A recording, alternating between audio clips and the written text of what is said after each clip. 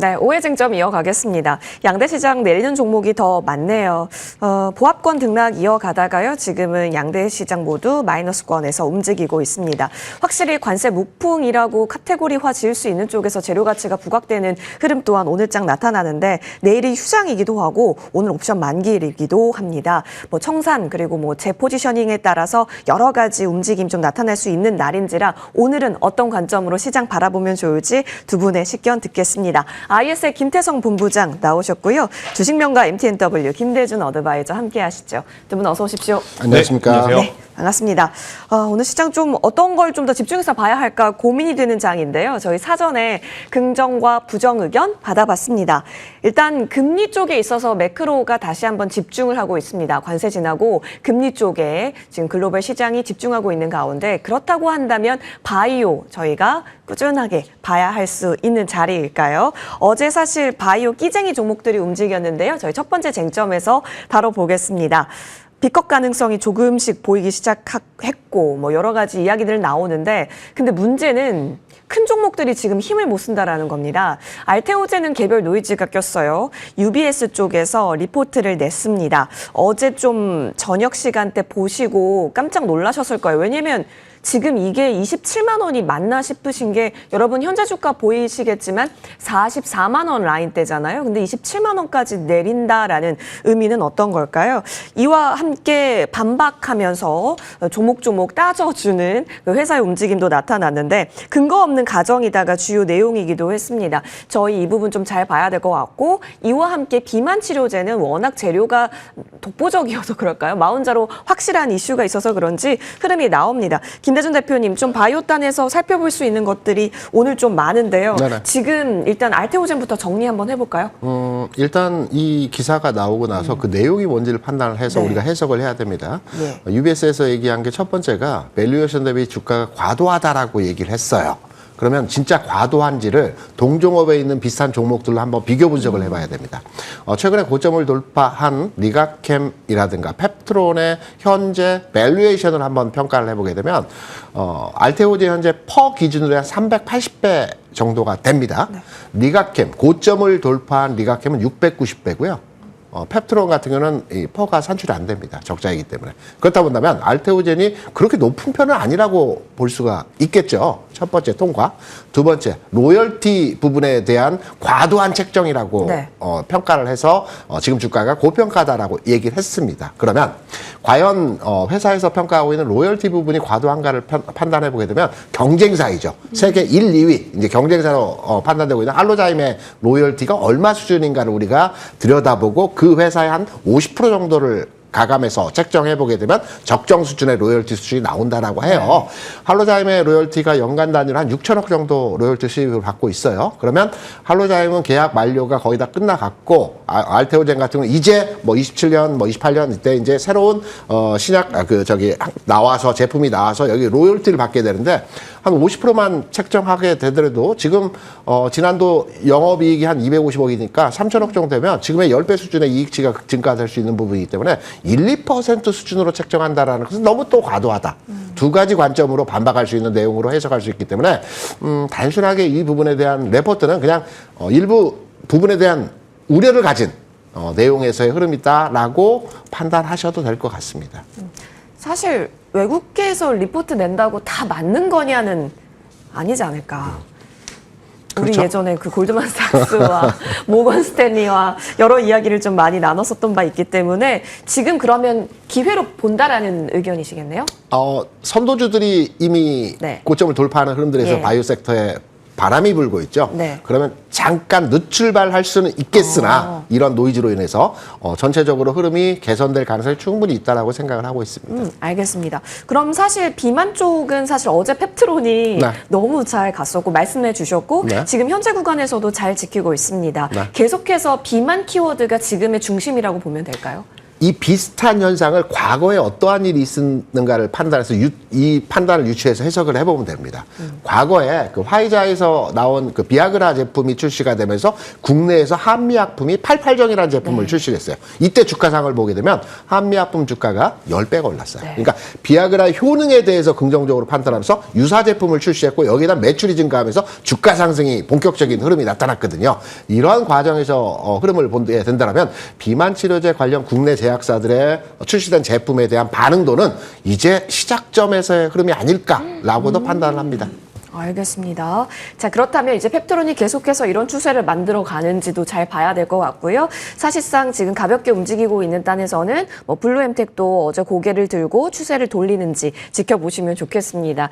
좀 늦출발이 알테오젠 쪽에서 있을지라도 제약바이오 단에 있어서는 흐름은 여전히 긍정 의견 주셨으니까요. 타이밍 잘 보시자고요. 자, 이어서 다음 쟁점으로 넘어갑니다. 저희 오늘 갑자기 이 종목이 싶으셨을 것 같은데 수소입니다. 그 정부의 전략 과제 중에 하나를 보시자면 에너지 고속도로를 통해 경제 성장 누리자, 그리고 탄소 중립 함께 달성하자, 뭐 이런 얘기도 있고, 이와 함께 수소단, 뭐 후보 시절부터 워낙 강조해 주셨던 공약이기도 합니다. 그 가운데 국정과제 추진 기대와 함께 두산퓨얼스의 가장 큰 폭의 상승세 나타나는데요. 수소는 지금까지 돌이켜보면 다 기대였던 것 같은데요. 기대 맞고요. 지금도 기대입니다. 예. 그러니까 돈을 벌 수 있을 법한 구조가 아직 자리가 잡히지 않는 상황이죠. 그 이유는 뭐냐면 수소에너지를 뽑는 데 들어가는 비용 대비 참 상용화를 했을 때 벌 수 있는 금액 자체가 지금 적다라는 거죠. 그러니까 이제 들어가는 투입비가 워낙 많다 보니까 맨 끝단에서 열매를 맺는 게 참 어려운 게 수소에너지인 것 같습니다. 우리나라 자동차 산업도 사실은 그 누구보다도 수소차에 대한 이야기를 가장 먼저 꺼내든 시장이기도 했습니다. 그런데 시간이 지난 현재 보면 수소차는 여전히 안착되지 못했고 2차 전지로 거의 다 지금 어떻게 보면 많이 넘어가 있는 상황임을 좀 고려를 해보면 수소에너지 같은 경우에는 일단 자동차를 중심으로 보기에는 워낙 이제 파이가 너무 적은 상황이라서 그럼 이제 봐야 될 거는 발전용 아니면 건물용 쪽 혹은 산업용 쪽으로 이제 시선을 틀어야 하는데 거기에 발맞춰서 이제 신정부 정책이 지금 방향성이 굉장히 좋다라는 겁니다. 제가 어제 이제 개장 시간에 두산퓨얼셀 이야기를 한번 드렸어요. 그 이유는 뭐냐면 두산퓨얼셀, 범한퓨얼셀, S퓨얼셀 그러니까 3명의 퓨얼셀 들어간 기업들이 이제 수소를 취급한다고 좀 보시면 될 것 같은데 범한퓨얼셀은 방산에 조금 특화되어 있는 기업, 그리고 S퓨얼셀과 두산퓨얼셀은 지금 나오고 있는 정부 차원에서 어떻게 보면 산업용으로 전환이 되는 쪽에 이제 걸맞는 부분을 가지고 있는 상황이라 그래도 이 둘 중에 가장 어떻게 보면 흑자 전환이라든지 실적에 대한 개선세를 내줄 가능성이 높은 게 저는 두산퓨얼셀로 보여지기 때문에 두산퓨얼셀을 대장주로 보지만 가능성입니다. 그러니까 뚜껑은 열어봐야 된다는 거죠. 그래서 지금 움직이는 것은 어제 나온 뉴스 그리고 오늘 지수가 좋지 않죠. 그러니까 지수가 좋지 않을 땐 결국 순환 테마주들이 굉장히 빠르게 움직이다 보니까 오늘 그 힘이 수소 쪽으로 넘어가고 있다는 것을 한번 좀 말씀드릴 수는 있을 것 같고 신재생 에너지 하면 크게 세 가지 에너지 이야기하죠. 태양광과 원전 그리고 풍력, 여기에 이제 수소까지 껴야 되겠네요. 일단 원전 같은 경우에는 워낙 이제 논외로 쳐야 될 것 같고요. 풍력 같은 경우에는 글로벌 시장에서 오스테가라고 하는 기업이 이번 주에 굉장히 크게 흔들렸습니다. 그리고 이제 금리 인하라는 굉장히 큰 호재가 나왔음에도 불구하고 풍력주가 움직이지 못한 상황이라서 풍력주도 저는 조금은 제외를 해 놓고 보면 태양광과 수소 남았는데 태양광은 이제는 숫자로 증명하지 못한다면 주가가 크게 올라오기가 조금 벅차요. 그래서 그냥 하나솔루션이라든지 오시아홀딩스 관심 있게 보시되 여긴 숫자를 보고 가야 될 것 같고 그럼 남은 건 그동안에 정말 많이 소외시켜놨던 수소이다 보니 오늘 올라오고 있다고 설명을 드려보도록 하겠습니다. 그러면 엇박타면 안 되잖아요. 그러니까 지수가 이럴 때 오히려 수급이 이쪽으로 간다의 측면으로 보면 이럴 때 집어넣고 나중에 또 주도주가 복귀되면 그때 포트 관리가 좀 이상해지는 어제 저를 오해 장점에 불러주셨으면 굉장히 적게 제가 종가 이야기를 했을 텐데 우선은 그 부분이 좀 아쉽고 일단 그래도 저는 조금은 더 봐야 될 수 있는 부분은 뭐가 있냐면 그냥 두산퓨얼셀 혹은 단일 기업에서 나온 이야기가 아니라 정부 그쵸. 차원에서 지원 이야기가 나왔다는 것에 저는 여러분들이 주목해야 될 것 같아요. 신정부가 이제 출범하는 첫 해입니다. 그러면 이제 4년이 남았다는 거죠. 그러면 그 사이에 계속해서 에너지 고속도로라든지 뭐 친환경 에너지에 대한 지원이라든지 여러 이야기가 나올 가능성이 높아서요. 대신 굉장히 괜찮은 기업 하나 정도로 압축을 하는 게 저는 맞고 제 기준으로는 그 기업이 두산퓨얼셀로 보여진다라고 설명을 드리는 겁니다. 좋습니다. 자, 여러분 두산퓨얼셀 어제 우리 개장 시간에서 여러분 보셨어야 했네요. 자, 외국인 기관 지금 현재 구간에도 수급이 짱짱하게 들어오고 있는 두산퓨얼셀. 일단 뭐 이것이 그냥 단기 수급으로 볼 것이냐라고 하기에는 앞으로 국정과제 추진의 한 축이기 때문에 드라이빙이 걸린다면 언제든지 주가 발동력도 볼 수 있다라는 측면에서 흐름 잘 보시면 좋겠습니다. 이어서 어제 뉴스 보고 깜짝 놀라셨죠. 그리고 아마 그 웹툰 그 종가 보시고 깜짝 놀라셨을 것 같아요. 그 미국에 상장한 웹툰 엔터테인먼트의 종가가 81%였더라. 그 미국은 우리나라처럼 가격 제한선이 없죠. 그래서 하루에 오를 수 있으면 얼마든지 오를 수가 있는데 80%대 폭등이 나왔습니다. 그래서 오늘 뭐 와이랩이라든지 미스터 블루라든지 이쪽은 뭐 열린 시나리오였던 것 같기도 합니다. 그렇다면 한번 파악을 해볼게요. 재료가 붙은 첫날에 들어간다라는 관점으로 봤을 때 오늘 리스트업 해두고 어떤 우선순위로 보는 게 좋은 건지 아니면 이쪽 재료 강도에 있어서는 플랫폼 가치가 워낙 앞으로 좋아질 거다라는 의견은 합의가 된 것 같은데 여기서의 지속 상승력을 좀 제한적으로 보시는지 좀 더 멀리까지 보시는지도 궁금하고요. 미국에 상장된 국내 기업의 주가 상황들을 보게 되면 비슷한 예가 쿠팡에서 쿠팡. 보여졌죠. 네. 지난 연초에 15불대 움직이다 실적 개선 현상에서의 내용이 나오면서 한 25불? 맞아요. 한 20, 30% 주가가 급등한 현상에서의 모습을 보여줬습니다. 물론 웹툰 엔터테인먼트까지 80%의 상승률은 아니었으나 쿠팡의 흐름들을 보게 되면 미국에 상장된 국내 기업의 흐름들이 어떤 재료 가치가 부각되면서 하루 정도는 강세 현상에서의 모습을 보여주더라고요. 근데 이게 이어지느냐? 점진적으로 기간적으로 지금은 주가가 더 올라와 있습니다. 그때보다도. 하지만 한 차례 상승 이후에 정체된 흐름을 한동안 가져가는 형태의 주가의 모습들을 보여주더라고요. 그렇다 본다면 웹툰 엔터테인먼트가 어제 아침만 해도 40%였는데 오늘 일어나고 보니까 80%이더라고요. 굉장한 폭발적인 상승이지만 공모가가 21불입니다.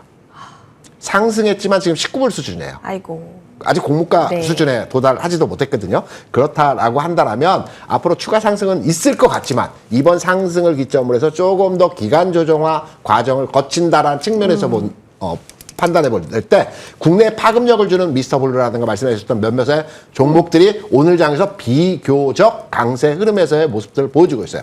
추가 상승 여력을 보인다기보다는 좀 쉬는 과정에서 흐름을 만들어낼 수 있기 때문에 저는 지금 시점에서 따라가는 매매에서의 전략은 좋지 않은 바람직하지 않은 투자 방법이다라고 생각하기 때문에 그냥 관망하면서 웹툰의 주가 상황, 흐름 좀 더 지켜보시는 게 어떠할까 이렇게 판단을 하고 있습니다.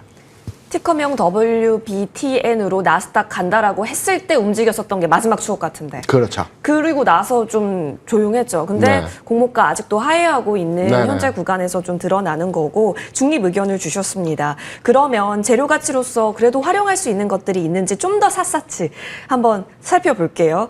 김태성 본부장님. 네.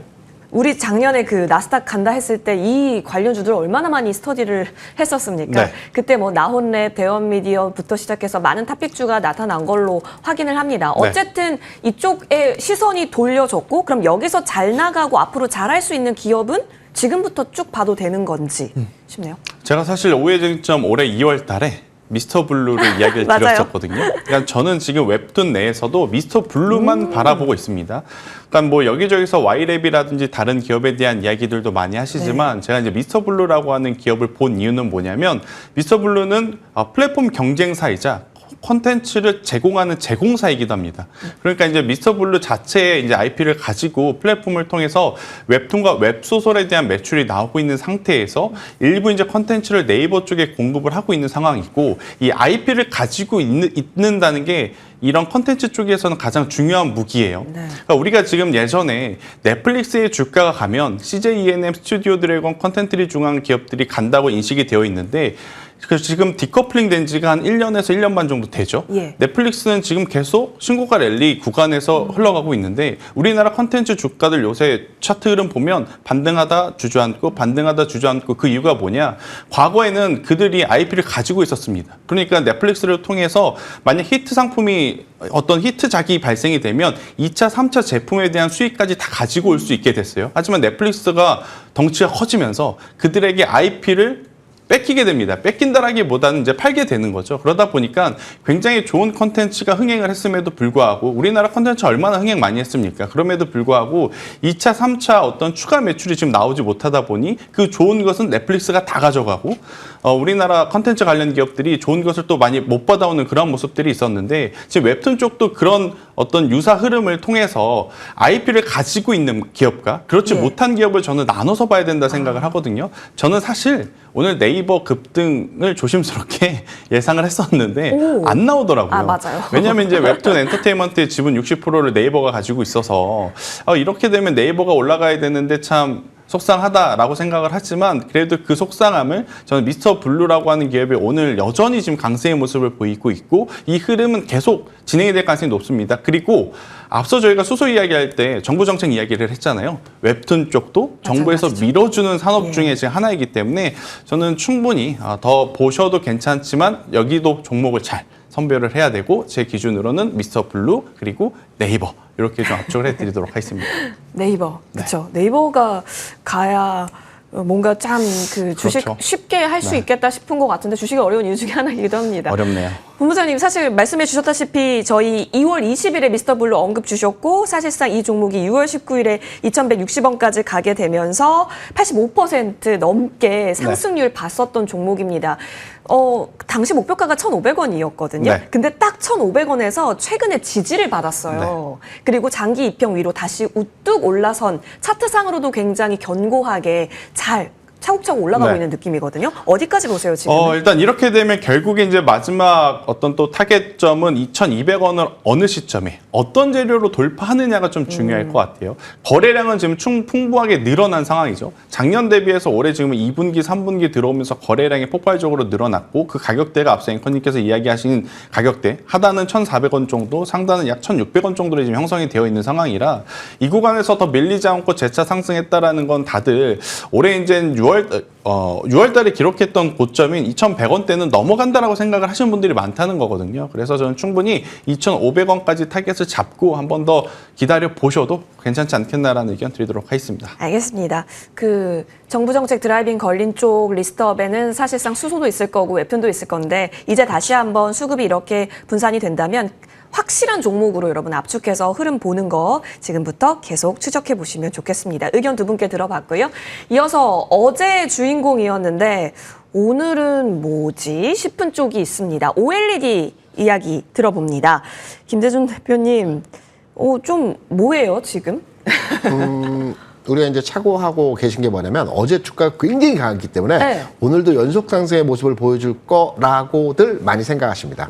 이게 대형주의 패턴이요. 네. 주가가 연속 상승을 보여준 게 아니라 계단식 흐름에서의 상승 모습을 보여준 게 일반적 현상이거든요. 네. 주가가 한번 세게 치고 갑니다. 그리고 옆으로 깁니다. 그리고 어느 순간에 또 세게 치고 올라가는 형태들의 모습들을 보여줘요. 이러한 현상이 나타나는 것은 기관 투자자들의 매매 행태 때문에 그렇습니다. 최근에 반도체 종목을 중심으로 해서 외국인 투자자들이 집중적인 매수를 보여줬고 여기에 지수도 연동해서 상승을 보여줬죠. 수익률이 어느 정도 낮은 상태입니다. 근데 기관 투자자들은 펀드 매니저들은 원래 벤치마크 수익률 플러스 알파 수익률을 내야 되거든요. 네. 지수 대비해서 플러스 알파 수익률을 내야 되는데 그동안 반도체를 따라가지 않고 관망하던 상황 하에서 반도체를 사자니 부담스럽고 그렇다면 자기 포트 내에 많이 가지고 있는 종목 중심으로 해서 주가를 부양시키는 형태로 전기전자를 사는 겁니다. 그러한 과정에서 사는 과정에서 주가가 펌핑 작용해서 큰 폭의 상승이 나타나는 겁니다. 1단계를 한번 사고 나면 손을 놓습니다. 그래서 조정 과정의 흐름들이 나타나는데요. 저는 결국 다시 올라가는 흐름으로의 모습이 나타날 것으로 판단되고 있습니다. 왜냐하면 앞서 잠깐 OLED 말씀을 해 주셨는데 우리나라 6대 수출품 중에서 하나가 디스플레이고요. 예. 우리가 LCD 분야에 있어서는 과거 2008년 16년도까지 전 세계적으로 글로벌 한 70% 80% 점유율을 차지하면서 LG 디스플레이가 주가 한 4만 원대 했었습니다. 그런데 중국에 많이 뺏겼죠. 그런 과정에 주가가 10,000원대로 추락을 했는데 OLED가 최근에 성장을 하고 있죠. 이 부분은 현재 우리나라가 글로벌리 한 70% 독점유로 점유율을 가지고 있어요. 이 부분이 아직까지는 대중화는 되지 않고 있지만 우리가 요즘 나오는 휴대폰을 보시게 되면 OLED를 쓸 수밖에 없습니다. OLED의 강점은 얇고 플렉서블. 그러니까 구부러질 수 있다는 강점이 있거든요. 이게 LCD가 되지 않습니다. 그래서 대중화는 앞으로 조만간에 진행이 될 수 있다는 측면으로 판단하고 있고요. OLED 어제 강했던 종목들 지금부터 봐야 됩니다. 조정받을 때부터 우리가 봐야 된다라는 측면을 가정해 놓고 본다라면 어제 강했던 LED 디스플레이 예?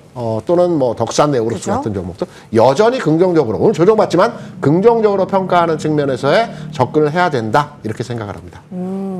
알겠습니다. 여러분 사실상 오늘 내리는 것에 무서워할 필요가 없다. 그럼요. 왜냐하면 LG 디스플레이가 이렇게까지 내린다고 싶을 정도로 내려서 뭐지? 일일천하인가 싶었지만 계단식 상승을 위한 하나의 다시 한번 웅크리기다 의견으로 저희 정리합니다. 말씀해 주셨는데 사실 OLED 쪽은 봐야 한다 의견이셨고 네. 그 전부터 OLED 얘기할 때 김태성 본부장님과도 덕산 네오룩스 특히 소재단 예쁘게 본다라고 말씀해 주셨습니다. 그러면 지금 뭔가 좀 더 물이 들어오는 느낌은 들잖아요. 네. 물론 저는 OLED가 언제쯤 개화할까 정말 그 스마트 안경이라고 하는 게 개화되는 시점일까까지도 생각해 보고 있었는데 그래도 중국이 좀 이렇게 빠져준다면 지금 뭔가 호흡이 가벼워진 건 맞아 보이는데요? 네, 줄지 안 줄지는 그쵸. 11월 가봐야 알 것 같아요. 오늘은 어제 많이 과하게 네. 올라왔던 부분, 그리고 이제 11월 달에 가서 봐야 알지 않겠느냐라는 또 반반의 심리 때문에 일정 부분 차익 매도 물량이 나오는데, 제가 이제 계속 강조드렸던 건 제가 덕산 네오룩스, 이녹스 첨단 소재 두 기업을 밀었는데 제가 이 뉴스를 알고 밀었던가요? 아닙니다. 아니죠. 그러니까 이 뉴스가 아니더라도 이들은 올라갈 만한 지금 모멘텀들이 굉장히 많아요. 그러니까 덕산 네오룩스 같은 경우에는 이 블랙 PDL 자체가 지금 이제 사용 면적들이 계속 넓혀져 가고 있다라는 게 포인트고, 그리고 이제 최근에 애플의 여러분들이 그 기조를 잘 파악하셔야 될 것 같습니다. 애플은 확실하게 AI와 소프트웨어 쪽은 늦었습니다. 그런데 이제 그들이 가지고 있던 장점은 뭐냐면 하드웨어라는 거죠. 너희들이 출원하고 학습 열심히 시켜. 그리고 나서 우리 제품에 탑재를 시키면 돼. 이 마인드로 가고 있는 상황이라서 만약 이제 디바이스에 대한 종류가 많아지고 그리고 수요가 많아지게 되면 우선 소재에 대한 어떤 수요는 계속 이어질 가능성이 높다라는 거죠. 특히나 이제 우리나라 같은 경우에는 그러니까 이게 트렌드가 굉장히 빠르게 변한다고 느껴지는 게, 불과 2, 3주 전만 하더라도 폴더블이 시장의 중심이었거든요. 근데 또 폴더블이 또 머릿속에 잠시 또 잊혀졌지만 그때 그 판매량, 수요를 우리가 기억해 주실 필요는 있을 것 같습니다. 폴더블 시리즈가 이렇게 굉장히 큰 히트를 치면서 가장 큰 변화는 애플도 폴더블 시장에 참전한다는 이야기도 있었고, 중국에서 굉장히 많은 기업들이 지금 폴더블 시장에 참전을 하게 되는 상황. 하나의 제품에 이 OLED 패널들이 하나가 아니라 두세 개가 붙게 되는 거지 않습니까? 그리고 접혔다 폈다 해야 되면 당연히 기존 OLED 패널보다 훨씬 더 고마진 제품이 들어갈 수밖에 없음을 기억을 해본다면 저는 소재 쪽은 단기적으로 승부를 보신다라기보다는 중장기적으로 끌고 갈수록 좋지 않겠는가. 여기에 비정상적인 중국 제품의 가격의 정상화가 이루어지게 되면 우리나라 기업들이 당연히 수혜를 받을 가능성이 높다고 보는 게 맞을 것 같습니다. 그러면 지금부터는 더 여력 예쁘게 볼 수 있는 구간. 저는 어제 덕산 네오룩스 여러분들이 차트를 봐도 어제 엄청나게 큰 거래량이 터졌거든요. 근데 오늘 조정 나왔다고 그 조정 밑에 보이는 거래량이 어제만큼 나왔는가? 그건 아니요. 또 아닙니다. 예. 그러면 이거는 굉장히 건강한 조정이라고 표현을 좀 드릴 수는 있는 부분이라서요. 크게 근데 걱정은 좀 되실 겁니다. 어제 그렇게 올랐다가 오늘 이렇게 또 조정이 세게 나오니까. 예. 그래도 흔들릴 필요는 없지 않겠는가라는 의견을 드리도록 할게요. 그쵸. 알겠습니다. 오늘 키움증권 쪽에서도 커버를 좀 했는데 좋게 봤죠. 덕산 네오룩스는 이 정도 거래면 좀 변동이 있긴 하지만 그래도 상방으로는 여력을 본다 의견까지 받아봤습니다. 참 재밌는 표현이죠. 건강한 조정. 그래서 저희는 건강기능식품으로 넘어가 보고자 합니다. 다음 쟁점이에요. 건기식 긍정과 중립이 나와 있는데 지금 사실 여러분 서흥. 근데 이게 호실적이 점상을 가는 거예요? 서흥. 이게 너무 궁금해져가지고 김태동 본부장님 의견 주세요. 저도 이제 이쪽 기업을 계속 이제 보고는 있는데 오늘 지수가 안 좋으니까 이렇게 좀 테마적으로 움직이는 종목에 더 민감하게 반응을 하고 있는 상황인 것 같아서 이쪽은 쫓아가시기보다는 아마 이제 기존에 가지고 계셨던 분들의 투자 심리가 어떨 것 같냐면 거래가 너무 없었어요. 제가 보니까 거래가 없어서 이걸 매도할래야 매도도 쉽지 않고 그렇다고 더 사자니 모멘텀이 정말 없었던 상황 속에 갑작스럽게 이제 상한가에 진입을 해서 좀 여기저기 이제 종목들을 좀 많이 찾아보고 계실 것 같긴 한데 이럴 때는 일단 상한가가 풀리지 않으면 우선 갖고 가는 겁니다. 장중에 만약 상한가가 풀린다면 저는 절반 혹은 그 이상은 매도를 해야 되지만 오늘 계속 지켜보는데 아마 이거 가지고 계신 분들은 지켜보지 말라고 하셔도 계속 보고 있을 것 같거든요. 지켜보셨다가 종가에 상한가에 들어가면 전 다음 주 월요일 날 아무래도 이제 시초의 갭으로 뜰 가능성이 굉장히 높거든요. 그때를 이용해서 좀 정리를 하고 나오는 게 지금은 맞지 않을까. 지금 여기에 점상한가라 그래서 보다가 조금 팔까 하면은 또 다음 주에 아쉬울 수는 있거든요. 그래서 상한가가 풀리지 않는다면 홀딩, 만약에 풀리게 된다면 빠른 대응, 그리고 홀딩 시에 다음 주 초에 추가적인 상승세에 저는 이제 가는 게 맞을 것 같고 일단 건기식 시장 전체로 본다면 지금 건기식 시장이 계속해서 늘어나고 있는 것은 팩트예요. 근데 이제 우리나라 시장의 점유율이 늘어나고 있느냐 줄어들고 있느냐 이 부분은 아직 수출 데이터를 좀 확인을 해야 될 것 같습니다. 왜 그러느냐면 지금 화장품도 그렇고 피부 미용도 그렇고 음식료 업종들도 그렇고 우리나라에서 1등만 하면 안 되는 걸 우리가 봤지 않습니까? 해외에서 1등을 해야 돼요. 그런데 지금 건기식 제품 관련 기업들 중에 해외에서의 매출 비중이 눈에 띄게 지금 늘어나는 점은 없다는 것은 좀 고려해 볼 필요는 있어서 다음 주 초에 조금은 성과 같은 기업들은 일정 부분 좀 정리를 하시는 게 맞지 않을까라는 의견 드려보도록 하겠습니다. 그렇죠. 이걸 개별로 봐야 하냐, 업황으로 봐야 하냐, 오늘 좀 선택을 요구받았는데요. 일단 서원 같은 경우는 대응 전략을 다음 거래일에 시초 부분에서의 흐름 보시고 확인해 보는 걸로 저희는 정리하겠습니다.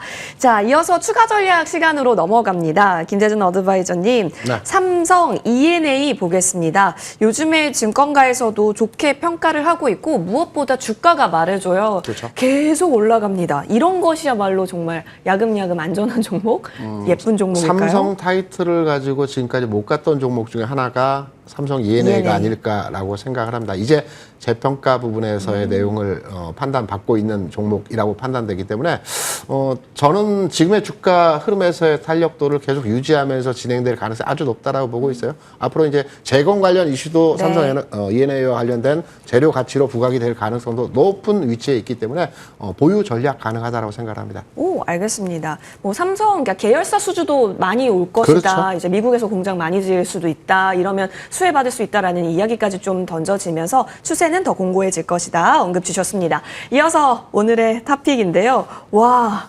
완성차에서 챙겨 주셨습니다. 기아.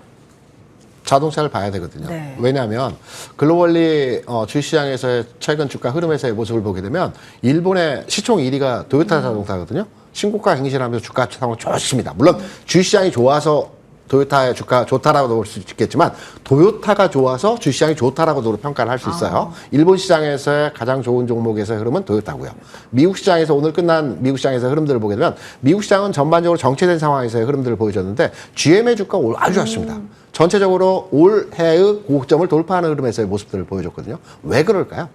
미국에서 트럼프 대통령이 과감하게 금리를 1.5%나 200pp 내려야 된다라는 과감한 던지기를 했죠. 물론 확 던지고 좁혀 가겠죠. 이제 금리 인하 폭이 기존에 우리가 생각했던 것보다도 큰 폭의 금리 인하가 진행될 것이라는 전체적인 시장의 분위기가 확산이 되고 있어요.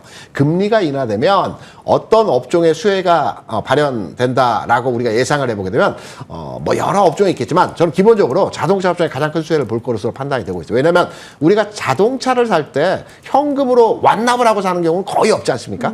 대부분 리스나 할부로 자동차를 구매하게 됩니다. 미국 같은 경우도 특히나 그렇고요. 그렇기 때문에 리스료에 대한 인하 가능성의 자동차 판매량이 늘어나게 되어 있습니다. 그래서 자동차 업종이 여기에 대한 수혜를 가질 수 있다라는 측면에서의 내용을 우리가 확인했고요. 그리고 7월 수출 데이터 우리 확인해 보면 7월에 전체 수출은 좀 감소했어요. 이건 계절적 요인입니다. 하지만 반도체하고 자동차는 여전히 늘어난 추세 흐름의 모습을 보였기 때문에 자동차 업종 지금 저평가되어 있습니다.